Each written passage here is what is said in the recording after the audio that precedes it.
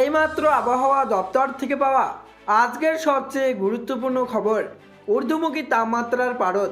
তবে আগামী 10 তারিখের পর থেকে আসছে জাঁকিয়ে শীত, রয়েছে কুয়াশার সতর্ক বার্তা, এমনটাই জানাচ্ছেন আবহাওয়া অধিদপ্তর।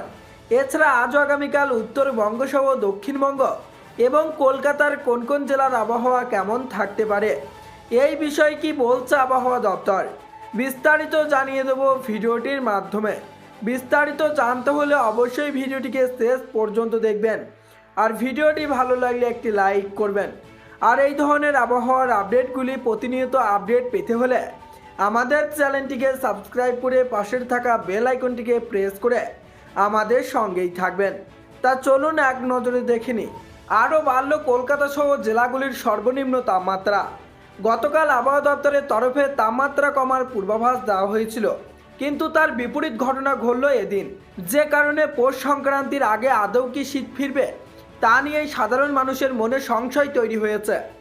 আজ আবহাওয়া দপ্তর জানিয়েছে, আজ সবকটি জেলার আবহাওয়া শূন্য থাকলেও সবকটি জেলারই কোথাও না কোথাও হালকা থেকে মাঝারি কুয়াশা থাকার সম্ভাবনা রয়েছে।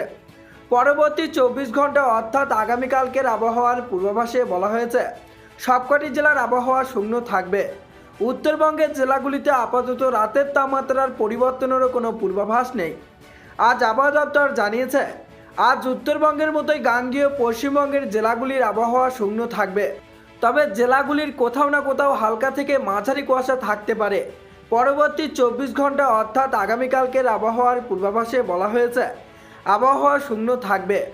আবহাওয়া দপ্তরের পূর্বাভাস, এদিনের পরে আগামী 48 ঘন্টায় গাঙ্গেয় পশ্চিমবঙ্গের জেলাগুলির তাপমাত্রা আরও কিছুটা কমতে পারে, তবে তারপরে দুদিনের রাতের তাপমাত্রার সেরকম কোনো পরিবর্তন হবে না বলে জানানো হয়েছে। আজ আবহাওয়া দপ্তর জানিয়েছে, আগামী 24 ঘন্টার জন্য কলকাতা ও আশেপাশের এলাকার আকাশ সাধারণভাবে পরিষ্কার থাকলেও ভোরের দিকে কুয়াশা থাকার সম্ভাবনা রয়েছে। সর্বোচ্চ ও সর্বনিম্ন তাপমাত্রা থাকতে পারে 26 ও 17 ডিগ্রি সেলসিয়াসের আশেপাশে। তো বন্ধুরা, এই ছিল আবহাওয়া দপ্তর থেকে পাওয়া লেটেস্ট আপডেট। তো আজকে এখানেই বিদায় নিচ্ছি, আবারও দেখা হচ্ছে পরবর্তী কোনো লেটেস্ট আপডেটের সাথে।